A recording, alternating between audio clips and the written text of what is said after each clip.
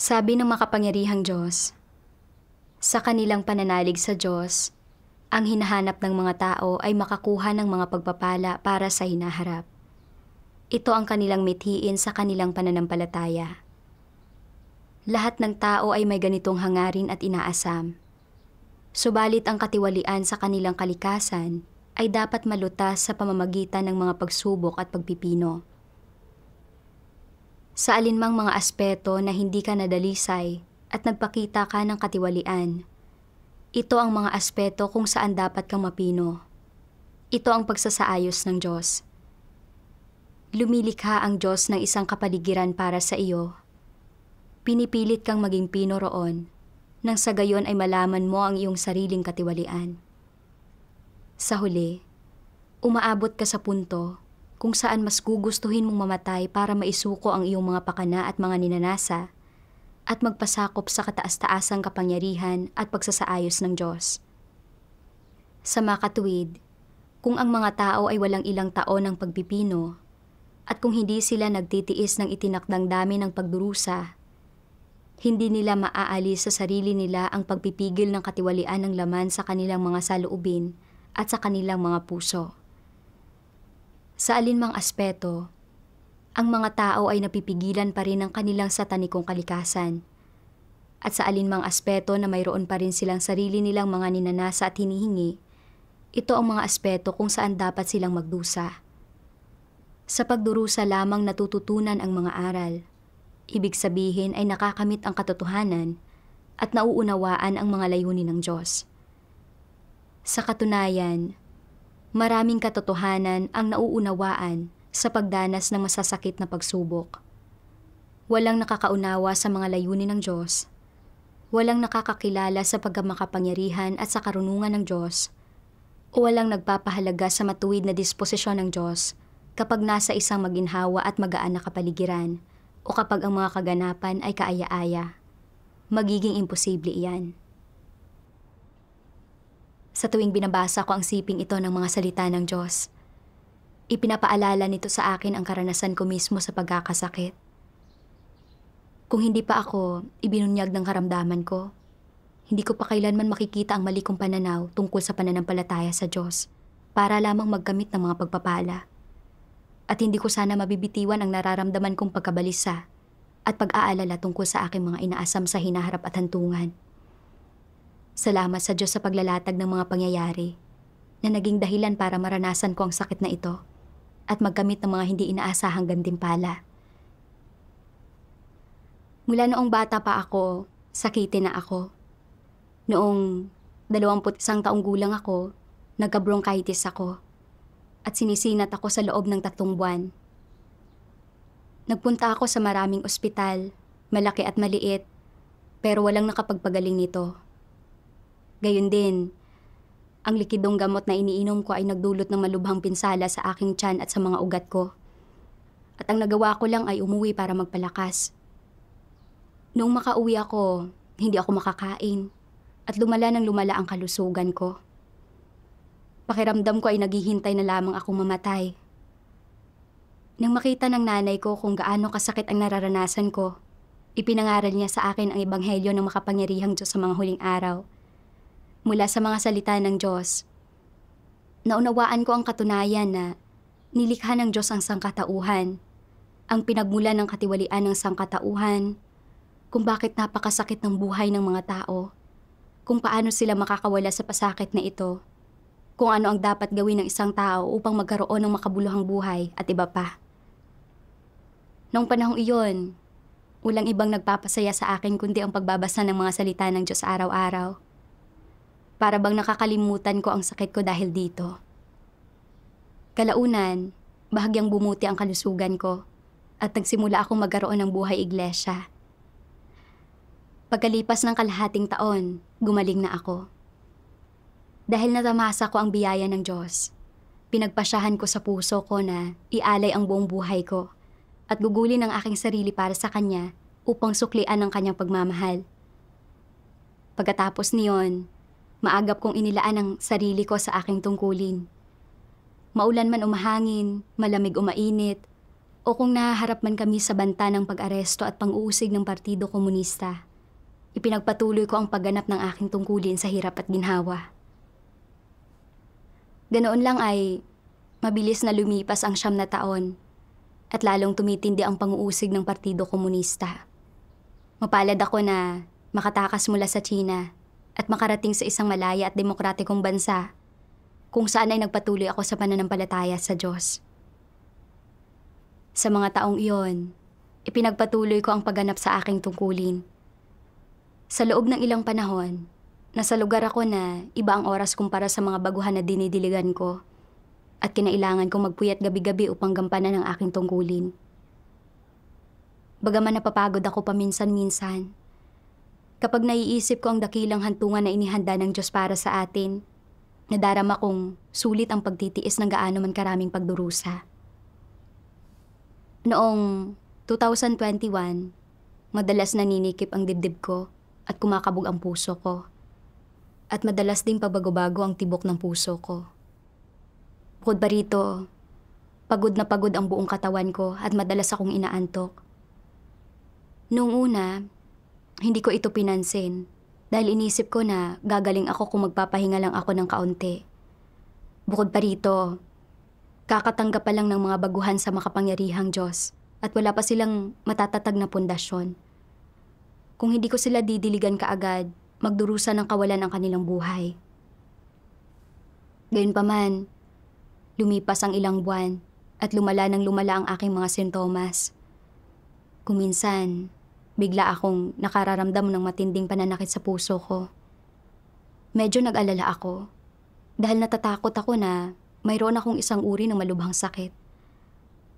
Pero naisip ko, kahit na mahina na ang kalusugan ko mula pa noong bata pa ako, hindi pa ako nagkaroon ng malubhang sakit dati.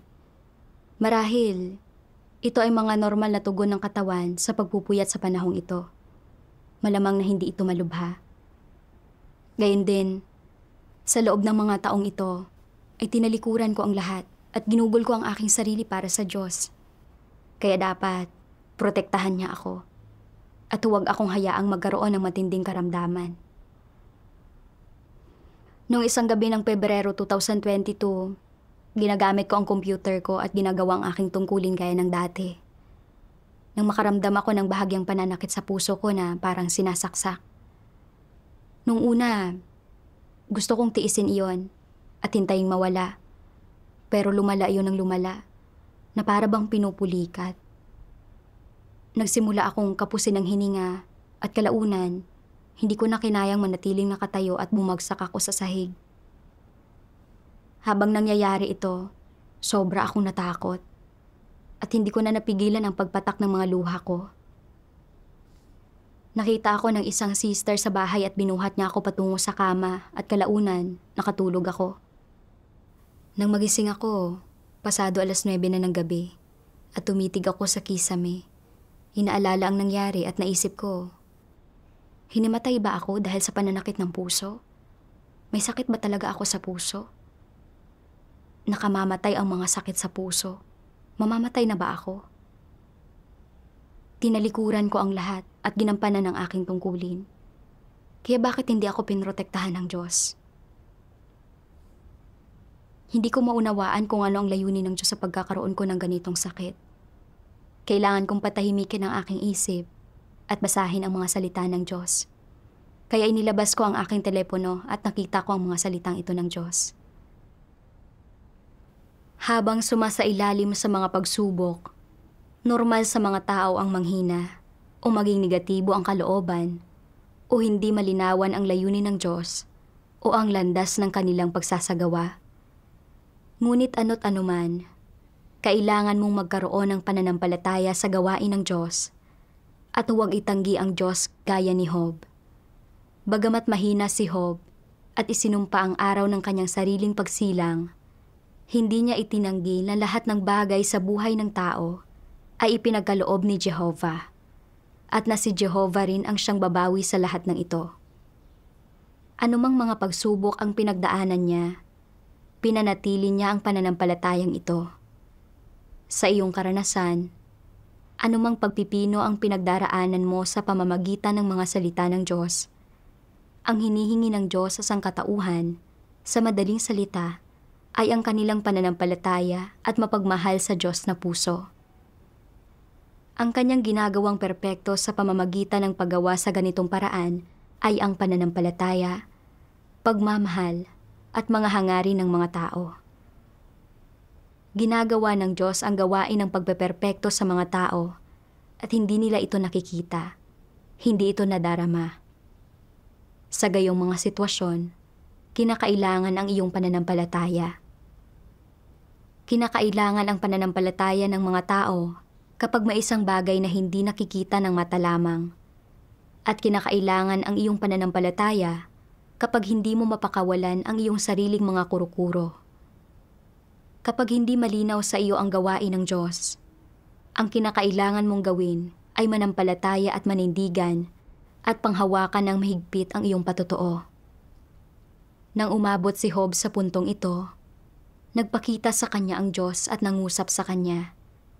Ibig sabihin, sa pananampalataya mo lamang makikita ang Diyos. At kapag mayroon kang pananampalataya, gagawin kang perpekto ng Diyos. Kung walang pananampalataya, hindi niya ito magagawa. Ipagkakaloob sa iyo ng Diyos ang anumang inaasa mong makamtan. Kung wala kang pananampalataya, hindi ka magagawang perpekto at hindi mo makikita ang mga kilos ng Diyos, lalo na ang kanyang pagiging makapangyarihan sa lahat. Kapag nananampalataya kang makikita mo ang kanyang mga kilos sa iyong praktikal na karanasan, magpapakita sa iyo ang Diyos at bibigyang liwanag at gagabayan kanya sa iyong kalooban. Kung wala ang pananampalatayang iyon, hindi iyan magagawa ng Diyos. Kung nawala na ang pag-asa mo sa Diyos, paano mo mararanasan ang kanyang gawain? Kung gayon, kapag lamang mayroon kang pananampalataya at hindi ka nagkikimkim ng mga pagdududa sa Diyos, kapag lamang mayroon kang tunay na pananampalataya sa Kanya anuman ang gawin niya, saka Kanya bibigyang liwanag at tatanglawan sa iyong mga karanasan at saka mo pa lamang makikita ang Kanyang mga kilos. Nakakamtan ang lahat ng ito sa pamamagitan ng pananampalataya. Nakakamtan lamang ang pananampalataya sa pamamagitan ng pagpipino. At kapag walang pagpipino, hindi magkakaroon ng pananampalataya. Nakatulong ang mga salita ng Diyos para mapakalma ako ng kaunti. Napagtanto ko na nahaharap ako sa isa sa mga pagsubok ng Diyos at na mayroong layunin ng Diyos sa pagkakaroon ko ng sakit na ito. Hindi ko palang ito naiintindihan. Noong maharap si Job sa mga pagsubok, hindi niya naunawaan ang layunin ng Diyos. Ngunit hindi pa rin siya nagkasala sa pamamagitan ng kanyang mga labi. Sa halip, nanalangin siya at humingi ng patnubay. Naging magandang saksi siya para sa Diyos. Sa huli, ibinunyag ng Diyos ang kanyang sarili kay Job. Isang napakalaking pagpapala niyon. Ngayon, hinimatay ako dahil sa sakit sa puso. At bagaman hindi ko pa rin maintindihan kung ano ang layunin ng Diyos, dapat akong matuto mula kay Job at hindi magkasala gamit ang aking mga labi. Dagdag pa rito, tinitingnan din ng Diyos kung mayroon akong tunay na pananampalataya. Dati, noong maayos ang kalusugan ko, nagugugol ko ang aking sarili para sa Kanya. Nagdurusa at nagbabayad ng halaga para sa aking tungkulin ng walang mga reklamo. Ngayong nahaharap ako sa sakit na ito, hindi ako makapagreklamo sa Diyos. Kailangan kong hanapin ang layunin ng Diyos. Hindi ko kayang mawala ang pananampalataya ko sa Kanya. Sa panahon pagkatapos niyon, lumala ang aking kalusugan. Madalas kumakabog ang puso at naninikip ang dibdib ko at nangihina ang buong katawan ko. Kapag nagsasalita ako, madalas akong nahihirapang huminga at kinakapos ng hangin. At kahit mga simpleng gawaing bahay ay hindi ko magawa. Nang makita ko ang aking kalagayan, sumama ang loob ko at napaisip. Ako ay 30 taong gulang pa lang. Kailangan ko ba talagang mamuhay ng bahagyang may kapansanan sa hinaharap? Nagsimula akong manampalataya sa Diyos noong 21 taong gulang ako. na ginugugol ang aking kabataan at tinatalikuran ang lahat. Hindi rin ako nagpatinag nang hinarap ko ang pang-uusig ng Partido Komunista. Bakit hindi ako pinrotektahan ng Diyos? Ngayon, aktibong ginagawa ng lahat ang kanilang mga tungkulin, pero may ganito akong sakit. Sa mahalagang sandali na ito, hindi ko magawa ang tungkulin ko o makapaghanda ng mabubuting gawa. Magkakaroon pa rin ba ako ng magandang kalalabasan at hantungan? Habang mas nag-iisip ako, mas lalong sumasama ang loob ko at nagtago ako sa balkonahe para mag-isang umiyak. Habang mas umiiyak ako, mas lalo kong nadamang naagrabyado ako. Iniisip ko na talagang miserable ang aking kasalukuyang kalagayan. Pagkatapos kong umiyak, mas naging bahagyang kalmado ang isip ko at lumuhod ako at nanalangin sa Diyos. Diyos ko, labis akong binabagabag ng sakit na ito at hindi ko alam kung ano ang iyong layunin. Alam kong hindi ako dapat magreklamo o maging walang katwiran sa paghingi sa iyo. Pero napakahina ng puso ko at napakaliit ng tayog ko. Pakigabayan mo ako upang maunawaan ko ang iyong layunin para makilala ko ang aking sarili at matuto ako ng mga aral sa gitna ng mga pangyayaring ito. Pagkatapos kong manalangin, naisip ko ang isang sipi ng mga salita ng Diyos. Itinuring sila ng Diyos bilang mga miyembro ng pamilya, subalit itinuring siya ng tao bilang isang estranghero. Gayunman, pagkaraan ng ilang panahon ng gawain ng Diyos, naunawaan ng mga tao kung ano ang sinisikap niyang makamit at nalaman nila na siya ang tunay na Diyos. Nalaman din nila kung ano ang maaari nilang matamo mula sa Diyos. Paano itinuring ng mga tao ang Diyos sa panahong ito? Ang tingin nila sa Kanya ay isang mahihinga ng tulong at inasam nilang mapagkalooban ng Kanyang biyaya, mga pagpapala at mga pangako. Sa panahong ito, paano itinuring ng Diyos ang mga tao? Itinuring niya sila bilang mga layo ng Kanyang paglupig. Nais ng Diyos na gumamit ng mga salita upang hatulan sila, suriin sila, at isailalim sila sa mga pagsubok. Gayunman, para sa mga tao noon, ang Diyos ay isang bagay na maaari nilang gamitin upang makamtan ang sarili nilang mga layunin. Nakita ng mga tao na ang katotohanang inilabas ng Diyos ay maaari silang lupigin at iligtas, na nagkaroon sila ng isang pagkakataong matamo ang mga bagay na nais nila mula sa Kanya at matamo rin ang mga hantungang nais nila. Dahil dito, nabuo ang katiting na katapatan sa kanilang puso at naging handa silang sundan ang Diyos na ito. Sa pagninilay-nilay sa mga salita ng Diyos, labis akong nabalisa at sumama ang loob. Dinala ako ng Diyos sa Kanyang sambahayan at itinuring akong kapamilya. At binibigyan ako ng pagkakataong gawin ang aking tungkulin at nagbigay daan sa akin para magkamit ng iba't ibang katotohanan sa aking tungkulin upang sa wakas ay maiwaksi ko ang aking tiwaling disposisyon at makamit ang pagliligtas ng Diyos. Gayunpaman, itinuring ko ang Diyos bilang isang tagapagligtas na ang gusto ko lang ay makakuha ng biyaya at mga pagpapala mula sa Kanya.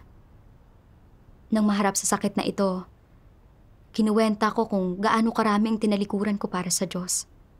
At inisip na, dahil tinalikuran ko at iginugol ang aking sarili para sa Kanya, hindi ako dapat nagkasakit.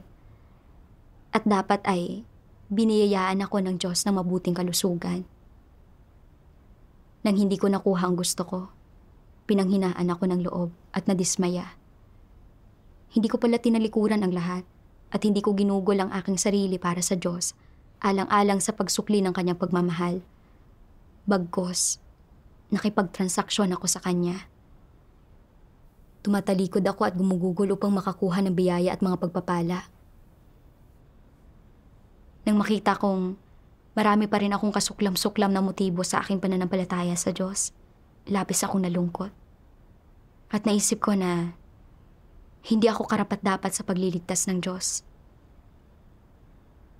Naisip ko kung gaano kasama ang loob ng Diyos nang makita na ginagawa ko lamang ang aking tungkulin upang magkamit ng mga pagpapala mula sa Kanya. Kung inaalagaan lamang ng isang anak ang kanyang mga magulang para magmana siya ng ari-arian, paniguradong masasaktan ang mga magulang. Kapareho lang ako ng hindi matapat na anak na iyon. Nagpapagal at ginugugo lamang ang aking sarili para sa aking sariling kapakanan. Hindi ito ang gustong makita ng Diyos. Sa pagkaunawa nito, nanalangin ako sa Diyos bilang pagsisisi. Handa akong bitiwan ang aking layunin na magtamo ng mga pagpapala at gawin ang aking tungkulin alang-alang sa pagsukli sa pagmamahal ng Diyos. Pagkatapos noon, sinimulan kong ayusin ang schedule ng pagtulog ko. Karaniwang tumutuon ako sa pagpapahinga ng mas madalas, pagsasaayos ng aking dieta at normal na paggawa ng aking tungkulin araw-araw.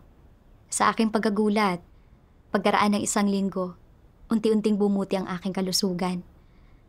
Wala akong nagawa kundi magpasalamat at magpuri sa Diyos. Noong Desyembre ng taon ding iyon, itinalaga ako sa isang bagong tungkulin. Dahil kailangan kong maging pamilyar sa gawain at suriin rin ang gawain ng mga kapatid sa grupo, may ilang araw na gabing-gabi na ako nakakatulog. Isang araw, makalipas ang 5:00 ng hapon, nakaramdam ako ng mahinang kirot sa puso ko. Medyo nagpatuloy ito ng nagtagal at lalong sumasakit ng sumasakit. Tumayo ako at pumunta sa palikuran. At nang lumabas ako, parang may mali talaga sa puso ko at nahihirapan akong huminga. Hindi ako makatayo ng tuwid, kaya nilagay ko ang kamay ko sa pinto at saka dahan-dahang bumagsak sa sahig.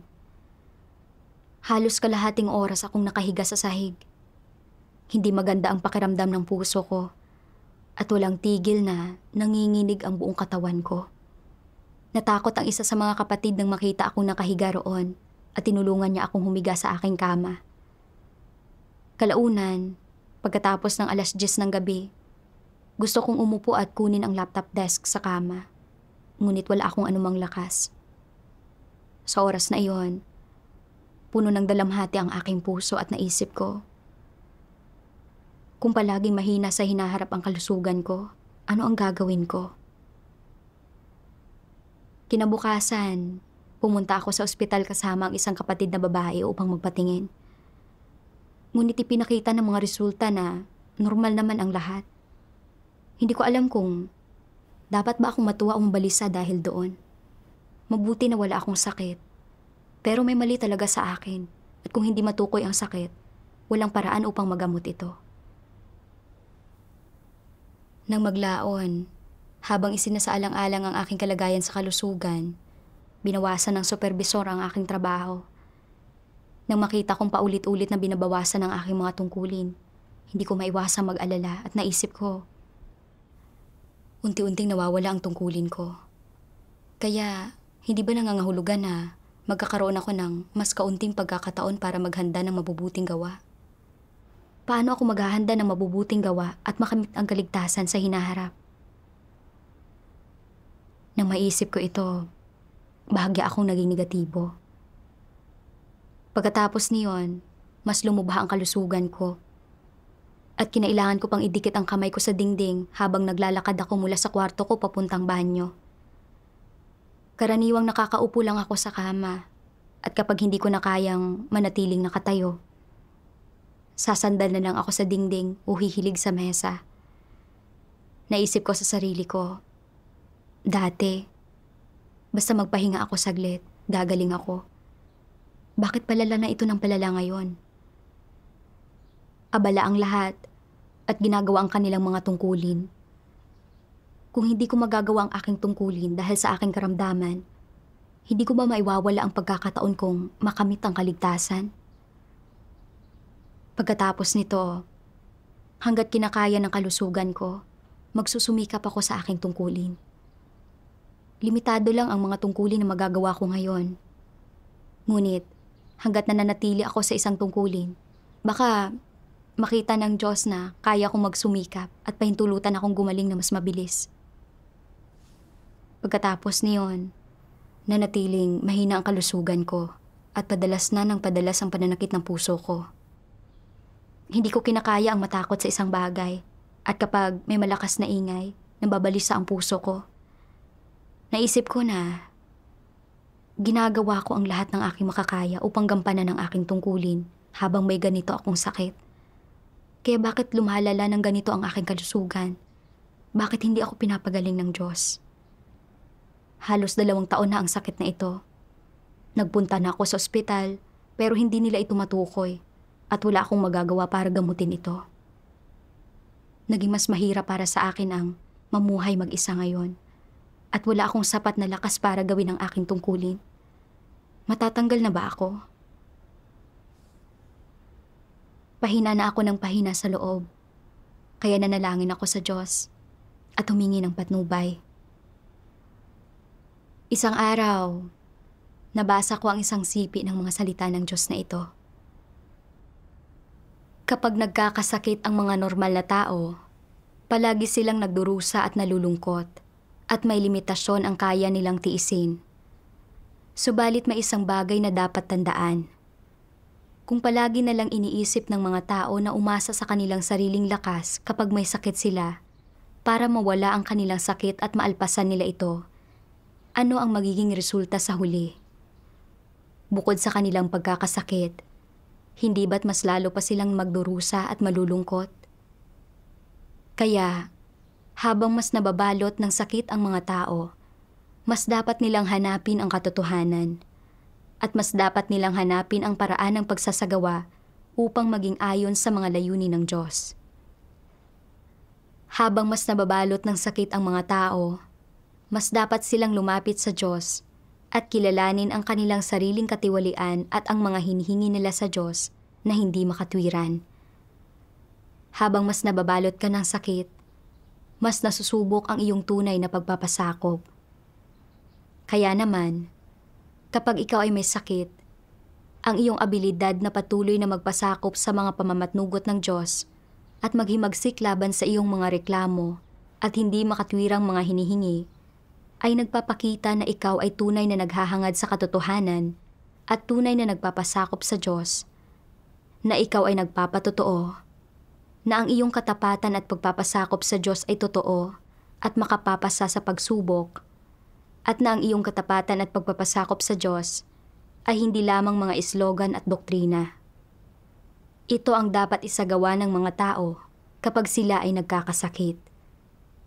Kapag ikaw ay may sakit, ito ay upang ilantad ang lahat ng iyong hindi makatwirang mga hinihingi at iyong hindi makatotohanang mga imahinasyon at kuro-kuro tungkol sa Diyos.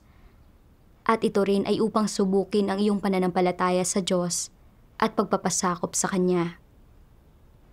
Kung papasa ka sa pagsubok na may ganitong mga bagay, mayroon kang tunay na patotoo at tunay na ebidensya sa iyong pananampalataya sa Diyos, katapatan sa Kanya at pagpapasakop sa Kanya. Ito ang nais ng Diyos, at ito ang dapat taglayin at ipamuhay ng isang nilikha. Hindi ba't pawang positibo ang mga bagay na ito? Ang lahat ng ito ay mga bagay na dapat hangarin ng mga tao. Bukod dito, kung tinutulutan ka ng Diyos na magkasakit, hindi ba't maaari din niyang bawiin ang iyong sakit anumang oras at saan mang lugar? Kayang bawiin ng Diyos ang iyong sakit anumang oras at saan mang lugar. Kaya hindi ba't kaya rin niyang panatilihin ang sakit sa iyong katawan at hindi ito kailanman mawala? At kung idudulot ng Diyos na hindi mawala ang mismong sakit na ito sa iyo kailanman, magagampanan mo pa ba ang iyong tungkulin? Kaya mo bang panatilihin ang iyong pananampalataya sa Diyos? Hindi ba't ito ay isang pagsubok? Kung ikaw ay magkakasakit at gagaling pagkatapos ng ilang buwan, hindi nasusubok ang iyong pananampalataya sa Diyos at ang iyong katapatan at pagpapasakop sa Kanya, at ikaw ay walang patotoo. Madaling magtiis ng sakit sa loob ng ilang buwan. Ngunit kung ang iyong sakit ay magtatagal ng 2 o 3 taon, at ang iyong pananampalataya at ang iyong pagnanais na maging mapagpasakop at tapat sa Diyos ay hindi magbabago, bagkus ay lalo pang ang magiging totoo. Hindi ba't ito ay nagpapakita na ikaw ay lumago na sa buhay? Hindi ba't ikaw ang aani nito? Kaya, habang ang isang taong tunay na naghahangad sa katotohanan ay may sakit, siya ay sumasailalim at personal na dumaranas ng maraming pakinabang na dulot ng kanyang pagkakasakit. Hindi siya balisang nagsisikap na maalpasan ang kanyang karamdaman o nag-aalala kung ano ba ang magiging resulta kung magtatagal ang kanyang karamdaman. Kung anong mga problema ang idudulot nito, kung lalala ba ito o kung mamamatay ba siya. Hindi siya nag-aalala sa mga bagay na ito. Bukod sa hindi siya nag-aalala sa mga bagay na ito, nagagawa niyang makapasok ng positibo at magkaroon ng tunay na pananampalataya sa Diyos at maging tunay na mapagpasakop at tapat sa Kanya.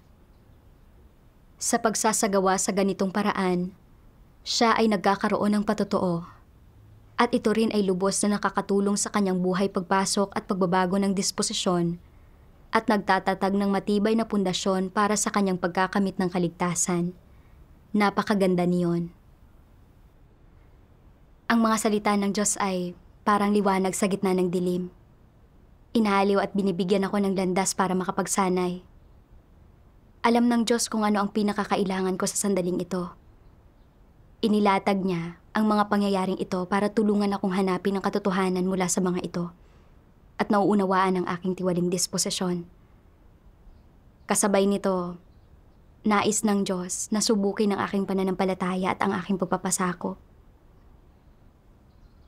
Madali lang sana para sa Diyos na alisin ang sakit na ito sa akin, ngunit hindi niya ginawa iyon. Sa halip, lumala ang aking mga sintomas at tiyak na mayroon siyang layunin dito. Ibinunyag ng dalawang karanasang ito sa karamdaman ang karamihan sa aking pagiging mapanghimagsik. Sa tuwing nahaharap ako sa sakit na ito, ang aking pansariling kahilingan sa simula ay maaaring magpasakop at hindi magreklamo. Ngunit nang lumala ang sakit, magsisimula ako magreklamo at mga tuwiran sa Diyos. Sa nakalipas na 2 taon, palagi kong nararanasan ang mga pangyayaring ito. Ngunit hindi ako nanindigan sa aking patotoo. Laging kinikimkim ang layunin na gumawa ng mga transaksyon. Patuloy na inilatag ng Diyos ang mga pangyayaring ito para maranasan ko. At itong pagpapakita niya ng responsibilidad sa aking buhay at pagliligtas sa akin. Hindi dapat ako maging walang konsensya at magreklamo sa Diyos. Sa pagharap sa mga pangyayaring ito, sa isang aspekto, kailangan kong magkaroon ng tunay na pagpapasakop at gawin ang aking tungkulin sa abot ng aking makakaya. Sa ibang aspeto, kailangan ko ring maunawaan ang mga tiwaling disposisyon na aking ibinunyag at hanapin ang mga katotohanan na dapat kong pasukin. Isang araw, nabasa ko ang mga salita ng Diyos na ito. Pinag-usapan natin ngayon ang tungkol sa kung paano tutol ang mga antikristo sa katotohanan, kung paano nila gusto ang mga di matuwid at buktot na bagay, kung paano nila hinahangad ang mga interes at pagpapala, hindi kailanman binibitiwan ang kanilang layunin at pagnanais na magkamit ng mga pagpapala, at kung paano sila palaging nakikipagtawaran sa Diyos. Kung gayon, paano dapat kilatisin at iklasipika ang usaping ito? Kung tatawagin natin itong inuuna ang pakinabang bago ang lahat, magiging masyadong magaan iyon. Katulad ito ng pagtanggap ni Pablo na mayroon siyang tinik sa kanyang laman at na dapat siyang gumawa upang pagbayaran ang mga kasalanan niya. Pero sa huli, hiniling pa rin niyang magkamit ng korona ng katuwiran. Ano ang kalikasan nito? Isa itong uri ng malupit na disposisyon. Pero ano ang kalikasan nito? Pakikipagtawaran sa Diyos. Mayroon itong ganitong kalikasan. Naghanap siya ng pakinabang sa lahat ng ginawa niya. Itinuturing ang lahat bilang isang transaksyon. May isang kasabihan sa mga walang pananampalataya. Walang libreng tanghalian. Kinikimkim din ng mga antikristo ang ganitong lohika. Iniisip nila, kung gagawa ako para sa iyo, ano ang ibibigay mo sa akin bilang kapalit? Anong mga pakinabang ang matatamo ko? Paano bubuurin ang kalikasang ito? Inuudyukan ito ng mga pakinabang. Inuuna ang pakinabang bago ang lahat at pagiging makasarili at kasuklam-suklam. Ito ang kalikasang diwa ng mga antikristo. Nananalig sila sa Diyos para lamang sa layo na makapagtamo ng pakinabang at mga pagpapala. Kahit na magtiis sila ng kaunting pagdurusa o magbayad ng kaunting halaga, ito ay pawang para makipagtawaran sa Diyos. Napakalaki ng kanilang layunin at pagnanais na magtamo ng mga pagpapala at gantimpala at mahigpit nila itong pinanghahawakan. Wala silang tinatanggap na kahit ano sa maraming katotohanang ipinahayag ng Diyos. Sa puso nila ay palagi nilang iniisip na ang pananalig sa Diyos ay pawang tungkol sa pagtatamo ng mga pagpapala at pagtitiyak ng isang magandang hantungan na ito ang pinakamataas na prinsipyo at na walang makakalampas dito. Iniisip nila na hindi dapat manalig ang mga tao sa Diyos, maliban na lang para sa kapakanan ng pagkamit ng mga pagpapala, at na kung hindi dahil sa mga pagpapala, ang pananalig sa Diyos ay magiging walang kahulugan o halaga, na mawawalan ito ng kahulugan at halaga. Ikinintal ba ng ibang tao ang mga ideyang ito sa mga antikristo? Nagmumula ba ang mga ito sa edukasyon o impluwensya ng iba? Hindi. Itinatakda ang mga ito ng likas na kalikasang diwa ng mga antikristo na isang bagay na walang sino man ang makakabago. Sa kabila ng pagsasalita ngayon ng napakaraming salita ng Diyos na nagkatawang tao, walang tinatanggap na kahit na ano sa mga ito ang mga antikristo. Sa halip ay nilalabanan at kinukundina nila ang mga ito. Hindi kailanman magbabago ang kalikasan nila na tutol sa katotohanan at namumuhi sa katotohanan. Kung hindi sila makakapagbago, ano ang ipinahihiwatig nito? Ipinahihiwatig nito na buktot ang kanilang kalikasan. Hindi lamang ito isyo ng paghahangad o hindi paghahangad sa katotohanan. Isa itong buktot na disposisyon. Walang pakundangan itong pagtutol sa Diyos at paglaban sa Diyos. Ito ang kalikasang diwa ng mga antikristo. Ito ang totoong mukha nila. Inilagay ako ng mga salita ng Diyos sa isang kalagayan ng malalim na pagninilay-nilay. Isiniwalat ng Diyos na naniniwala sa Kanya ang mga antikristo upang magkamit ng mga pagpapala at makipagtransaksyon sila sa Diyos sa kanilang mga tungkulin. Hindi sila nananampalataya sa Diyos para hangarin ang katotohanan at baguhin ang kanilang disposisyon sa buhay.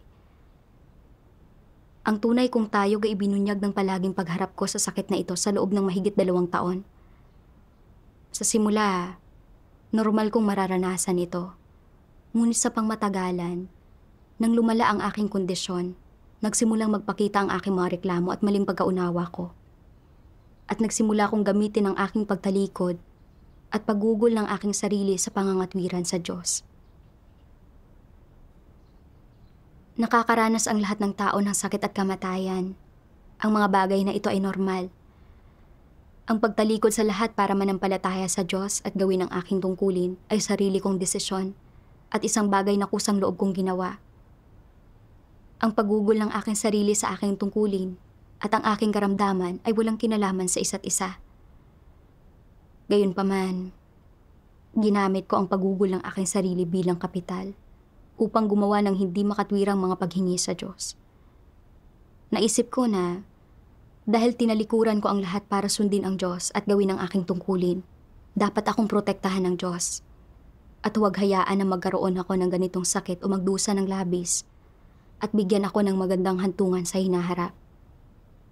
Nang hindi ito nangyari, nagreklamo ako, nangatwiran at sumigaw sa Diyos. Naisip ko si Pablo na naglibot sa halos buong Europa sa pagpapalaganap ng Ebanghelyo at paggawa ng maraming gawain. Ginawa niya ang lahat ng ito para lang makakuha ng korona at magandang hantungan sa hinaharap. Sinabi ni Pablo na nakipagbaka ako ng mabuting pakikipagbaka, natapos ko na ang aking takbo, iningatan ko ang pananampalataya. Buhat ngayon ay natataan sa akin ang putong ng katuwiran. Sa pagsasalita ng mga salitang ito, hayagang nakipagtransaksyon si Pablo sa Diyos. Ang paggawa ng tungkulin ng isang tao bilang isang nilikha ay ganap na natural. At higit pa rito, ito ay ang pagtataas ng Diyos sa tao. Ngunit tiningnan ni Pablo ang bagay na pagugol ng sarili para sa Diyos sa pamamagitan ng isang lenteng pantransaksyon. Lubos na binabaluktot ang kahulugan ng paggawa ng tungkulin.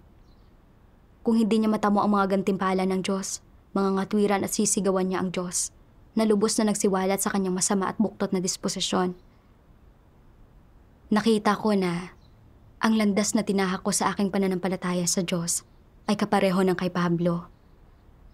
Kung nagpatuloy ako sa ganitong paraan, tiyak na mapaparusahan ako sa huli tulad niya.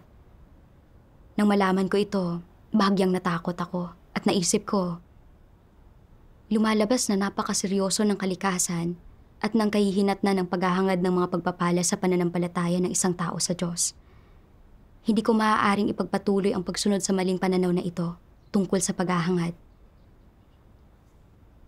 Bagaman, medyo nabaligtad ang aking kalagayan, hindi bumuti ang aking kalusugan at patuloy itong lumala. Naisip ko na baka bilang ng mga araw ko at paminsan-minsan ay nagkakaroon ako ng mga negatibong kaisipan gaya ng, ang sakit kayang ito ang paraan ng Diyos para ibunyag at parusahan ako. Kung hindi, bakit ito patuloy na lumalala sa halip na bumuti? Sa pag-iisip nito, sobrang sakit ng puso ko at nahihirapan akong makayanan ito. Isang araw, naisip ko ang mga salita ng Diyos na nagsasabi na dapat ay madalas na suriin ng mga tao ang anumang bagay sa kanilang puso na hindi kaayon ng Diyos o na isang maling pag-aunawa sa Kanya. Kaya hinanap ko ang isang buong sipi ng mga salita ng Diyos at binasa ito. Dapat ay madalas na suriin ng mga tao ang anumang bagay sa kanilang puso na hindi kaayon ng Diyos o na isang maling pag-aunawa sa Kanya. Paano ba nagkakaroon ng mga maling pag-aunawa? Bakit nagkakamali ng pag-aunawa ang mga tao sa Diyos? Dahil naaapektuhan ang sarili nilang interes. Sa ano pang mga paraan minamahal ng Diyos ang mga tao bukod sa awa, pagliligtas, malasakit, proteksyon, at pagdinig sa kanilang mga panalangin. Sa pamamagitan ng pagtutuwid, pagdidisiplina, pagpupungos, paghatol, pagkastigo, mga pagsubok, at pagpipino. Tama iyon. Ipinapakita ng Diyos ang kanyang pagmamahal sa maraming paraan. Sa pamamagitan ng pamamalo, pagdidisiplina, panenermon, gayon din ang paghatol, pagkastigo, mga pagsubok, pagpipino at iba pa. Ang lahat ng ito ay aspeto ng pagmamahal ng Diyos. Tanging ang perspektibang ito ang komprehensibo at naaayon sa katotohanan. Kung nauunawaan mo ito, kapag sinusuri mo na ang iyong sarili at napagtatantong mayroon kang mga maling pagkaunawa tungkol sa Diyos, hindi ba't magagawa mo nang kilalanin ang iyong mga pagkabaluktot at na dapat mong pagbutihan ang pagninilay-nilay kung saan ka nagkamali? Hindi ba't matutulungan ka nitong lutasin ang iyong mga maling pagkaunawa tungkol sa Diyos? Upang magawa ito, dapat mong hanapin ang katotohanan. Hanggat hinahanap ng mga tao ang katotohanan, mapapawi nila ang kanilang mga maling pagkaunawa tungkol sa Diyos, at sa sandaling mapawi na nila ang kanilang mga maling pagkaunawa tungkol sa Diyos, makapagpapasakop na sila sa lahat ng pagsasaayos ng Diyos. Kaya ng Diyos na pagkalooban ng biyaya at mga pagpapala ang mga tao, at bigyan sila ng pang-araw-araw nilang makakain. Pero kaya rin niyang bawiin ang lahat ng iyon. Iyon ang awtoridad, diwa, at disposisyon ng Diyos. Agad na pinasigla ng mga salita ng Diyos ang aking puso. Lumalabas na, noon pa ako may maling pananaw. Naniwala ako na kung mahal ng Diyos ang isang tao, patuloy niya itong pagpapalain at gagawing maayos ang lahat para sa Kanya at pananatilihin siyang ligtas at maayos. Habang kung hindi niya mahal ang isang tao, pahihirapan niya sila ng maraming masasakit na bagay na nasa anyo ng mga biyaya at paghihirap, abala, sakit, at iba pa. Sa makatuwid, Noong patuloy na lumalala ang aking kalusugan, inakala ko na ito ang paraan ng Diyos para parusahan ako. At nabuhay ako sa aking mga kurukuro at imahinasyon, negatibo at may sakit. Nang maisip ko ito ng detalyado, bagamat masakit ang 2 taong ito ng karamdaman, higit pa akong nanalangin at humingi ng patnubay mula sa Diyos sa buong prosesong ito. At naramdaman ko na naging mas malapit ako sa Kanya. Napagtanto ko rin na may napakatindi akong layunin na hangarin ang mga pagpapala. Ang lahat ng ito ay paraan ng Diyos para pagbalain ako. Pribilehiyo ko ito. Ito ay tulad ng ipinahayag ng mga salita ng Diyos na ang pag-ibig ng Diyos ay hindi lamang awa at kabaitan, pangangalaga at proteksyon. Ang paghatol at pagkastigo, gayon din ang mga pagsubok at pagpipino ay pag-ibig din ng Diyos. Ang mga ito ay ang Kanyang pagpapala at Kanyang biyaya. Ang pamamaraang ito ng pagpapakita ng pagmamahal ay maaaring hindi ko nagustuhan. Ngunit ito ang kailangan ko. Kung wala ang mga pangyayaring ito, hindi ko maunawaan ang aking sarili. Sa ngayon, naranasan ko mismo ang pagiging maalalahanin ng Diyos sa pagliligtas sa mga tao. Inililigtas ako ng Diyos noon pa man. Ngunit kailangan pa rin niyang tiisin ang aking mga maling pagkaunawa at mga reklamo. Habang iniisip ko ito, kinasusuklaman ko ang aking sarili. Habang kasabay nito, ay labis na naantig ako sa pag-ibig ng Diyos. Sa panahong iyon, madalas kong naiisip ang naranasan ni Pedro. Alam kong hindi ako makakapantay sa pagkatao niya o sa kanyang determinasyon na hangarin na mahalin ang Diyos. Pero gusto kong malaman kung ano ang kanyang karanasan noong siya'y dumaranas ng paghatol at pagkastigo at mga pagsubok at pagpipino. At kung paano niya nalampasan ang panahon ng kanyang matinding pasakit at kahinaan. Nagsimula akong panoorin ang 2 video ng pagbabasa ng mga salita ng Diyos. Ang mga karanasan ni Pedro, ang kanyang kaalaman sa pagkastigo at paghatol, at paano nakilala ni Pedro si Jesus. Nabasa ko ang mga salitang ito ng Diyos. Ngayon ay dapat mo nang makita ng malinaw ang eksaktong landas na tinahak ni Pedro. Kung malinaw mong nakikita ang landas ni Pedro, makatitiyak ka sa gawaing ginagawa ngayon para hindi ka magreklamo o maging negatibo o manabik sa anuman. Dapat mong maranasan ang pakiramdam ni Pedro sa panahong iyon. Labis siyang nalungkot. Hindi na siya humiling ng kinabukasan o anumang mga pagpapala. Hindi siya naghangad na kumita, lumigaya, sumikat o yumaman sa mundo. Hinangad lamang niyang mamuhay ng pinakamakabuluhang buhay, yaong masuklian ang pagmamahal ng Diyos at mailaan ang itinuring niyang pinakamahalaga sa Diyos.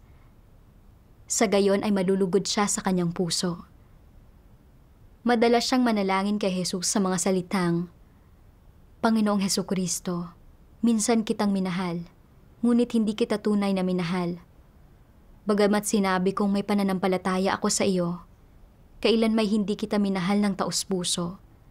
Iginalang lamang kita, sinamba kita, at pinangulilahan kita. Ngunit hindi kita minahal kailanman, ni hindi ako talaga nagkaroon ng pananampalataya sa iyo. Palagi siyang nanalangin upang matibay siyang makapagpasya. At palagi siyang nahikayat sa mga salita ni Jesus at naganyak siya mula sa mga iyon. Kalaunan, pagkaraan ng isang panahon ng karanasan, sinubok siya ni Jesus na inuudyukan siyang manabik pang lalo sa kanya. Sinabi niya, Panginoong Hesukristo, labis akong nangungulila sa iyo at nananabik akong masilayan ka. Labis akong nagkukulang at hindi ko matumbasan ang iyong pagmamahal. Nagmamakaawa akong kunin mo na ako kaagad. Kailan mo ako kakailanganin? Kailan mo ako kukunin? Kailan ko muling masisilayan ang iyong mukha? Ayaw ko nang mabuhay sa katawang ito upang patuloy na maging tiwali. Ni hindi ko nais na maghimagsik pa. Handa akong ilaan sa iyo ang lahat ng mayroon ako sa lalong madaling panahon at ayaw kong palungkutin ka pa. Ganito siya nanalangin. Ngunit hindi niya alam sa panahong ito kung ano ang gagawing perpekto na Jesus sa kanya. Habang nahihirapan sa kanyang pagsubok, Nagpakitang muli si Jesus sa kanya at sinabing, Pedro, nais kong gawin kang perpekto, hanggang sa ikaw ay maging isang piraso ng bunga na siyang bubuo sa aking pagpeperpekto sa iyo at siyang ikasisiya ko. Maaari ka bang tunay na magpatotoo para sa akin? Nagawa mo ba ang ipinagagawa ko sa iyo? Naisabuhay mo ba ang mga salitang nasambit ko? Minsan mo akong minahal, ngunit kahit minahal mo ako, naisabuhay mo ba ako?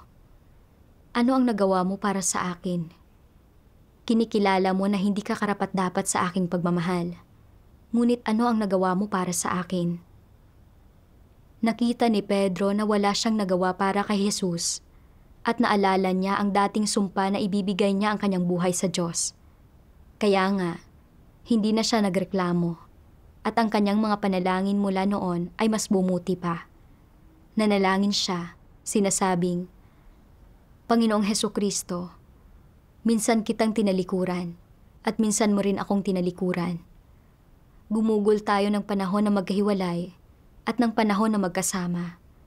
Subalit minahal mo ako ng higit sa lahat. Paulit-ulit akong naghimagsik laban sa iyo at paulit-ulit kitang pinagdalamhati. Paano ko malilimutan ang gayong mga bagay?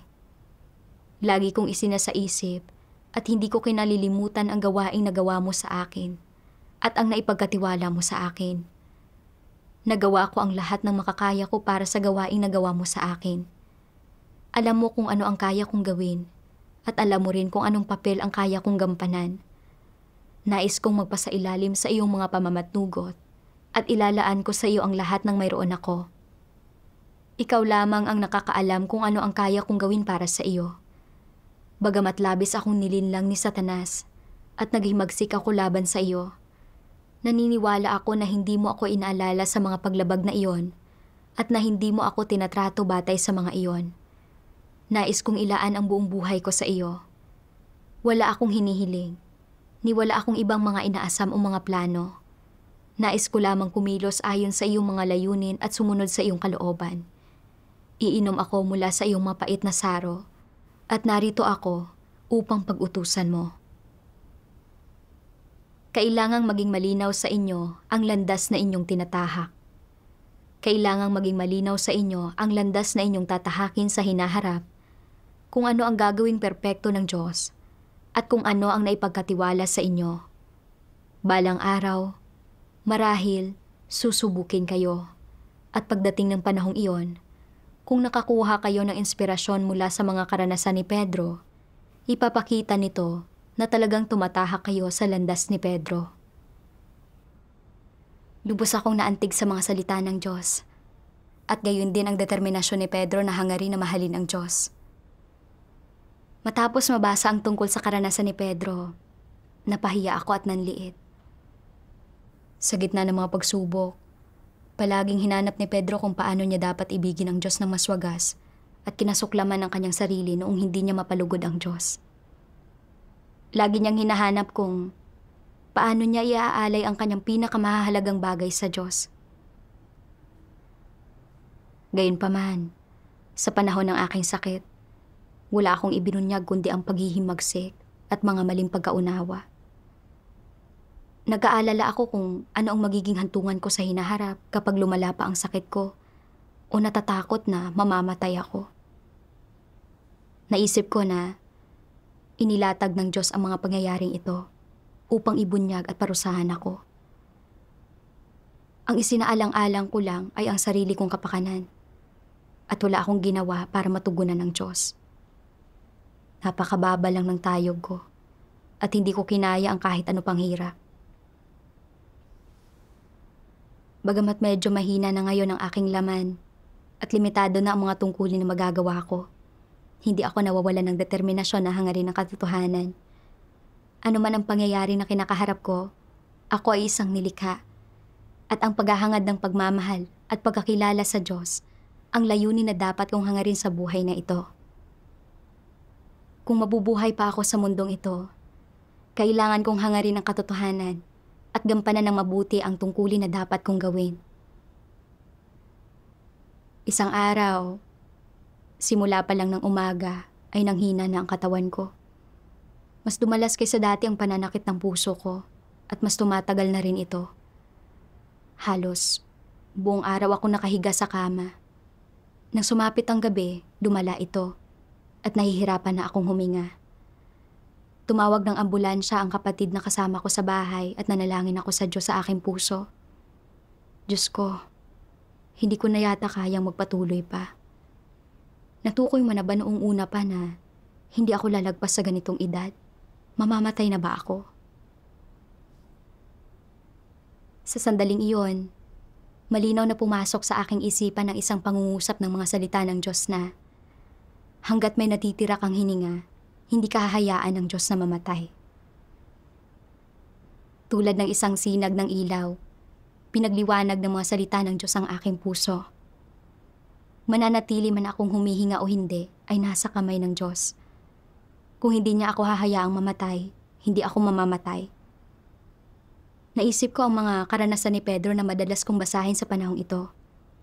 Kahit na nahaharap sa kamatayan, nanalangin si Pedro sa Diyos. Sinasabi na hindi niya kayang mahalin ang Diyos ng sapat. Nabigyan ako ng inspirasyon ng karanasan ni Pedro at tahimik akong nanalangin sa Diyos sa aking puso. Diyos ko, mamatay man ako o hindi, nagtitiwala ako na ang lahat ay nasa iyong mga kamay. Kung paunang natukoy mo na mabubuhay lang ako hanggang sa edad na ito, wala akong reklamo. Kahit na hindi ko kayang pantayan si Pedro, handa akong matuto mula sa kanya at magpasakop sa lahat ng iyong mga pamamatnugot at pagsasaayos. Ito ang dapat kong gawin bilang isang nilikha. Diyos ko, handa akong gialay sa iyo ang aking pasasalamat at papuri. Nang maglaon, habang inihahatid ako ng ambulansya sa ospital at nagsasagawa ng iba't ibang pagsusuri ang doktor, sobrang kalmado ang pakiramdam ko. Mula sa mga pagsusuri, hindi pa rin sigurado ang doktor kung anong uri ng sakit ang mayroon ako at walang paraan upang magpatuloy sa paggamot. Pinauwi lang ako ng doktor para magpagaling. Mas lalo akong nanampalataya na ang buhay ko ay nasa kamay na ng Diyos at hindi makapagpapasya ang doktor kung mabubuhay ba ako o mamamatay. Kung mamamatay na talaga ako, walang paraan para mailigtas ako ng isang doktor. At kung hindi ko pa talaga oras para mamatay, hindi pa talaga ito mangyayari. Pag-uwi ko sa bahay, labis pa rin akong nanghihina at humiga ako para matulog. Pagkagising ko, hindi ko na malaya na isinara ko pala ang kamao ko. Sa hindi inaasahan, mas lumakas ang mga kamay ko kaysa dati. Nagsuot ako ng tsinelas at bumangon mula sa kama. Napagtanto ko na kahit papaano, kaya kong maglakad ng normal nang walang hawak na kahit ano bilang suporta. Hindi ako makapaniwala. Gumaling ba talaga ako ng ganun-ganun lang? Pagkatapos niyon, lumipas ang 1 linggo na wala akong naramdamang sintomas ng pakiramdam ng panghihina at kulang sa lakas. At nang maglaon, sinimulan kong gawin ng normal ang tungkulin ko. Ngayon, 1 taon na ang lumipas. Unti-unti nang gumaling ang katawan ko at nagagawa ko na ng normal ang aking tungkulin. Pagkatapos kong maranasan ito, talagang naiintindihan ko mismo na ang mga pagsubok at pagpipino ng Diyos ay naglalayong dalisayin at iligtas ang tao. Bagaman, medyo nagdusa ako sa panahon ng sakit na ito. Labis na nahigitan ng mga pakinabang na nakamit ko ang sakit na naramdaman ko. Isang bagay ito na hindi ko ipagpapalit sa anumang bagay. Nagdala ito ng kayamanan sa aking buhay. Salamat sa Diyos.